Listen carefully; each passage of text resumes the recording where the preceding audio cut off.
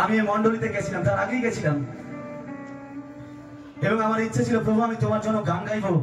অনেকে জানি গান শোনে, সেদিন আমি গান গাইবো বলে আমি গেছিলাম ওইখানে, নিজে একটা গান তৈরি করে গেছিলাম প্রভুর জন্য। আমার মা, আমার বোন, আমার কিছু বন্ধু বান্ধব সবাই গেছিল ওইখানে। মন দিয়ে শুনবেন সাক্ষ্যটা। এবং সেইখানে যখন আমি গেলাম, খুব ইচ্ছা ছিল যে আমি গানটা গাইবো। তখন প্রভুকে বুঝতাম না, তখন এটাই ছিল মনের মধ্যে যে আমি গান গাইবো, আমার মা, আমার বোন, আমার বন্ধু বান্ধব বলবে কত সুন্দর গান গিয়েছিস। একটা বাহবা পাওয়ার, আনন্দ পাওয়ার ইচ্ছা আমার মধ্যে ছিল, যে তুই প্রভুর গানও গাইতে পারিস, এটা যাতে বলে লোকে আমাকে, এটা ইচ্ছা ছিল। কিন্তু জানেন সেই দিনকে আমি যখন গান গাইতে উঠি, আমাকে ধরে বলছে, আমি পাস্টরের নাম নিচ্ছি না, তিনি বলছে, আপনারা চেনেন সেই গায়ককে, সনজিৎ মন্ডল। বলছে শ্রদ্ধেয় সনজিৎ মন্ডল গাইতে উঠেছেন, উনি গিয়ে চলে যাক, তারপরে তোমাকে গাওয়ার সুযোগ দেবে। উনি 1.5-2 ঘন্টা গাইলো, প্রচুর মানুষের ভিড়। এবার উনি যখন চলে গেল গিয়ে, তখন দেখতে পাচ্ছি প্রচুর মানুষ ফাঁকা হয়ে গেল। এবার আমি আঙ্কেলকে বলছি, আঙ্কেল আমাকে গাইতে দিন, কারণ আমার মা এসে, লোক না শুনলে কে শুনবে আমার গান। আমাকে কি বলছে জানেন? বলছে সরি, এই বছর আমি তোমার জন্য 5টা মিনিটও সময় বার করতে পারলাম না, অথচ আমি 1 মাস ধরে ওই দিনটার জন্য অপেক্ষা করছিলাম। যখন আমি গাইতে পারিনি, তখন আমার মায়ের সামনে, আমার বোনের সামনে খুব লজ্জিত লাগছিল নিজেকে। আর বলছিলাম, জি আমি গাইতে পারলাম না। যেসব বন্ধুগুলো গেছিল তারা আমায় দেখে মজা করছিল। আমি আমার বাড়িতে আসি, আমার ছাদে আসি, আর আমি হাত তুলে এইভাবে বলি, তখন যিশুকে চিনতাম না, কিন্তু বলি প্রভু তুমি যদি সত্যিকারের ঈশ্বর হয়ে থাকো, তুমি ব্যবস্থা করো, আমি তোমার জন্য গান গাইতে চাই।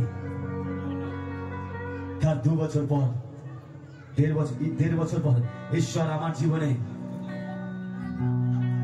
সে সাক্ষ্য তৈরি করে। সাক্ষ্যের পর কোভিড যখন হয়, কোভিডের সময় আমি মিলিয়ে গেছিলাম, তখন আমার অলরেডি সাক্ষ্য, কেউ আমার চিনত না। কিন্তু একদিন 2022-এর 3 আগস্ট, 3রা আগস্ট, প্রভু যিশু আমাকে ঘুম থেকে তোলে ভোরবেলা। আমি ছাদের মধ্যে থেকে ঘুরছি এবং আমাকে বলছে, ঠিক এইভাবে আমাকে বললো, আমি তোমায় বলছি, এইভাবে বলছে আমাকে। আমি বলছি কে?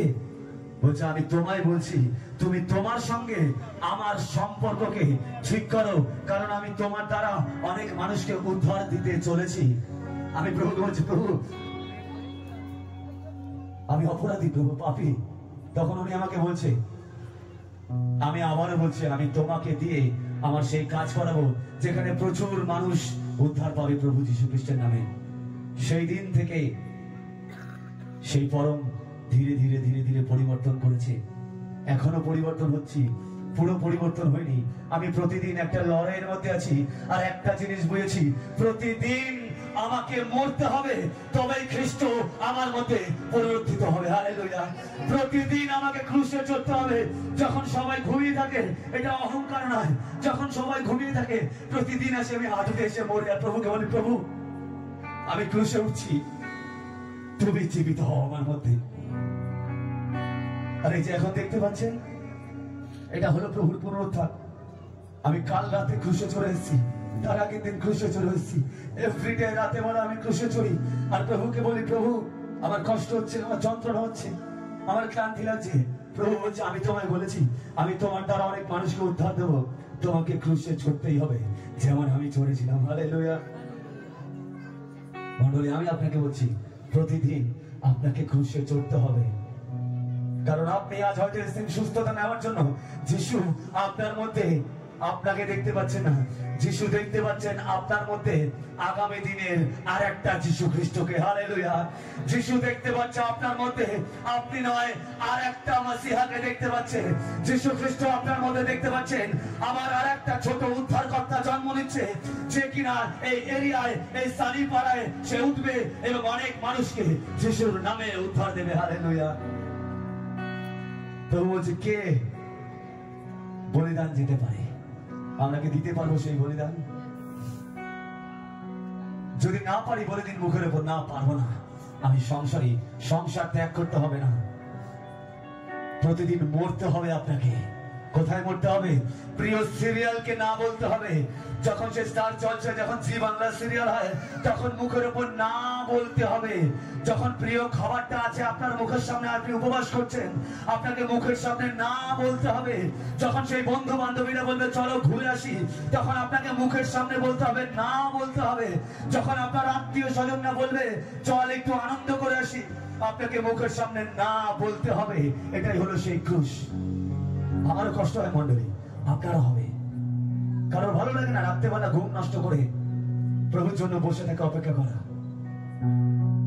কিন্তু আমি জানি যদি আমি মরে প্রতিদিন রাতে না মরি, তাহলে প্রভু কাজ করবে না। হালেলুয়া।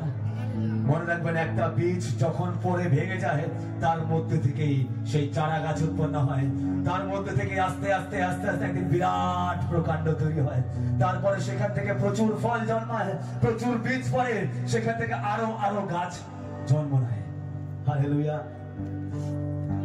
আজ আমি আপনাদেরকে কাছে একটাই বলবো, শুধু প্রচার নয়, আমি আপনাদেরকে বলছি সাহস বলার জন্য এসেছি।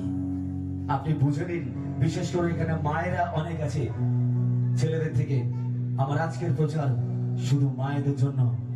আপনি দুর্বল নন। হালেলুয়া। আপনি দুর্বল নন। আমি আপনাকে দেখাবো প্রচারের মধ্যে যে প্রভু যিশু তার শিষ্যদের থেকেও একটা মহিলাকে দিয়ে তার জীবনের সব থেকে বড় কাজে সাক্ষী করেছে, যেই কাজের জন্য আজকে আমরা যীশু খ্রিস্টকে ঈশ্বর বলে জানি। হালেলুয়া। সত্যি মায়েরা, আপনারা দুর্বল নন।